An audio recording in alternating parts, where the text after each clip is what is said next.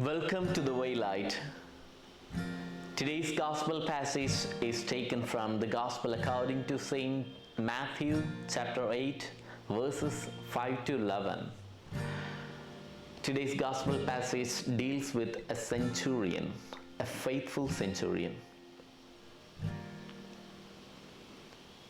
When we go through today's Gospel passage, we can understand various qualities of this particular centurion. He is the hero of today's Gospel passage. In all the Gospel passages, Jesus is the hero, but there are some characters who are merged with Jesus, who are in touch with Jesus, who are in contact with Jesus in various forms.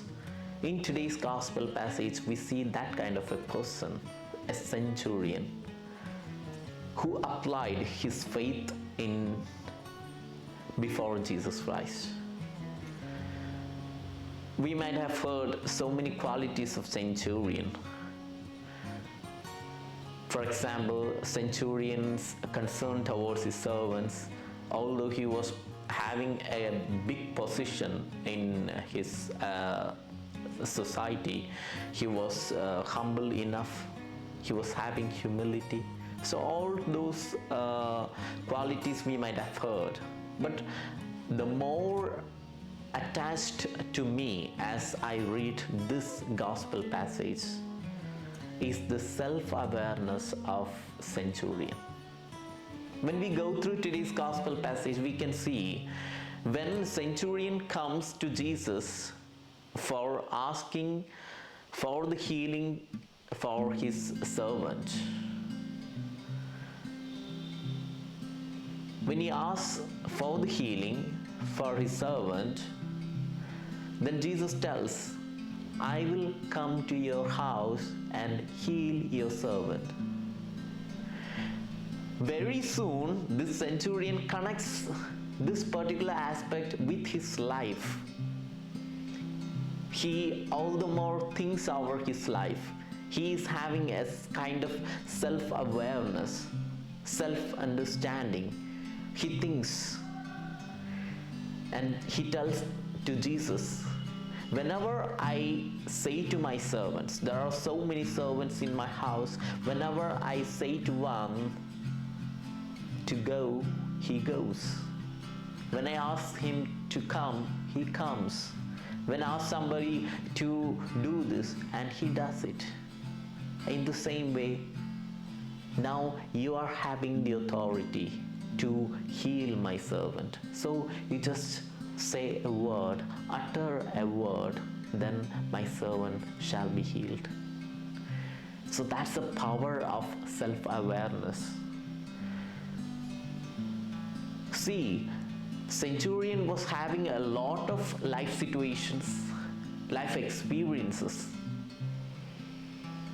At the same time, he was having a kind of self-awareness. How this self-awareness we get? It is through pondering upon our life experience only this kind of self-awareness comes. This self-awareness will lead us to the great wisdom of the divine power. That's a fact. So we have to understand this.